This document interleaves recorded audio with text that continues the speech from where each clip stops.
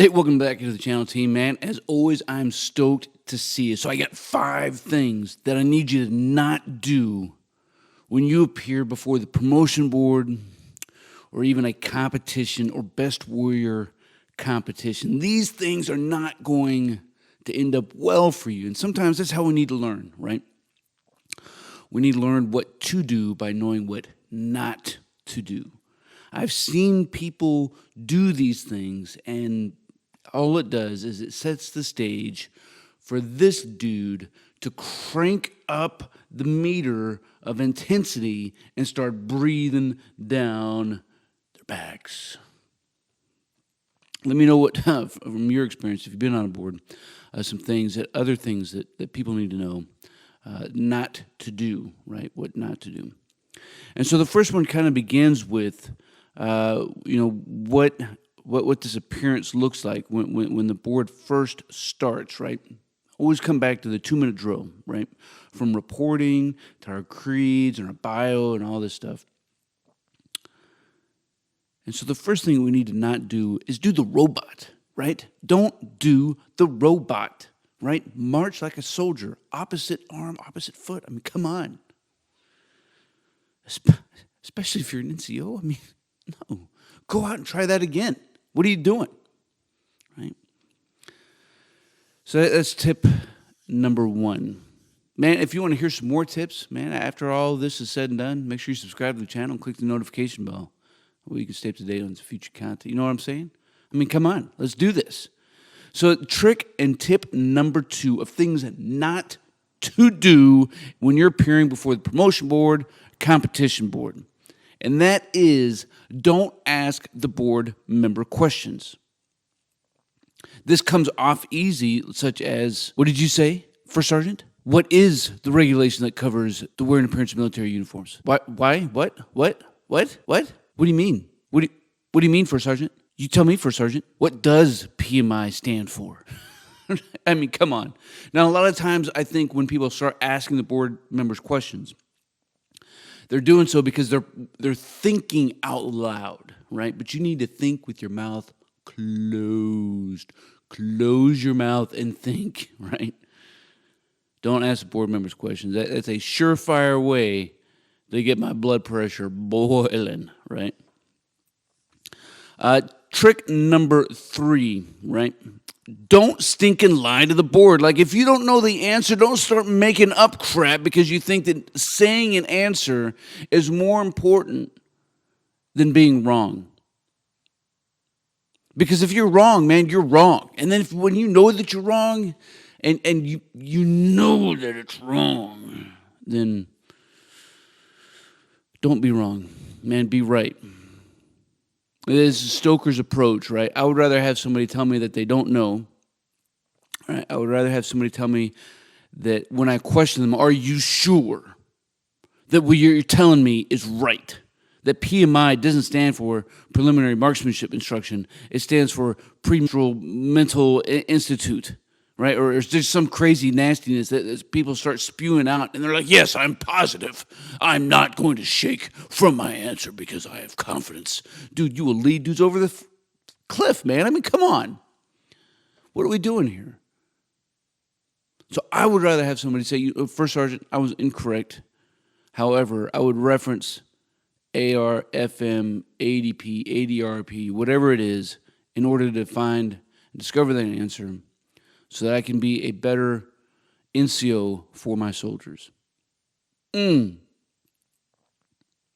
see, I just didn't even say what reference I would look to, but I would say why I would reference that regulation so I can be a better non-commissioned officer, so that I can better train, lead, develop, teach, mentor, and all these other verbs that NCOs do, right? That's what Stoker would prefer. Don't sit there and lie to me. Don't tell me you've done something when I can look at your regulation or look at your SRB and see that you haven't done something. I mean, come on. Let's. This is all too stinking easy. Right, so next up is going to be don't say in these questions, in these things that we've done, all these verbs that we do with soldiers, one of the most important verbs that we do with soldiers is we counsel them, right? We provide purpose, direction, and motivation. That's what we do, right? We lead and we counsel our soldiers. Don't tell the board members, right? Here's a situational question. You have a soldier who shows up late. How are you going to take care of this? Well, I'm going to verbally tell the soldier that this is unacceptable performance, and the next time they show up late, I'm going to verbally or written give them a 4856. Okay, whoa.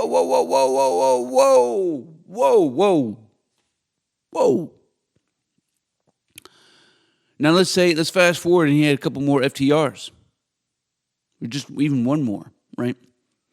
And your first sergeant says, hey, give me the counseling packet so we can do up Article 15. Give me all these counselings. Well, he was late the one time, first sergeant, and he was late the second time, and here's the counseling for that. It was like, whoa, where's the counseling for the first time? Well, it was a verbal counseling. Really? Where am I supposed to pull this out of? What magic hat can I pull a verbal counseling out of and give to TDS? Here's the answer. You can't do it. So don't say that you're going to verbally counsel a soldier, because verbal counselings, man, they don't actually exist after they happen, right? So we have to get out of that. So last up is don't argue with the board members, right? I mean, hello. This is like don't stink and do it. Like you're smoking some crack. If you start arguing with the CSM or with the first sergeant, you could be right in your answer. Maybe you shot off what to do, what are the options, and how to report for sexual harassment, and say you were Johnny on the spot, man. And a first sergeant down the line is telling you that, no, you're wrong. This is what you do. And you start arguing, and it starts becoming like retarded stupid. Like sometimes there's a way to back off, to disengage. Because once you start arguing, your tone and your inflection is going to change, and it's going to become combative. And if you can become combative with this dude, man, out the door, right? We all need to be humble.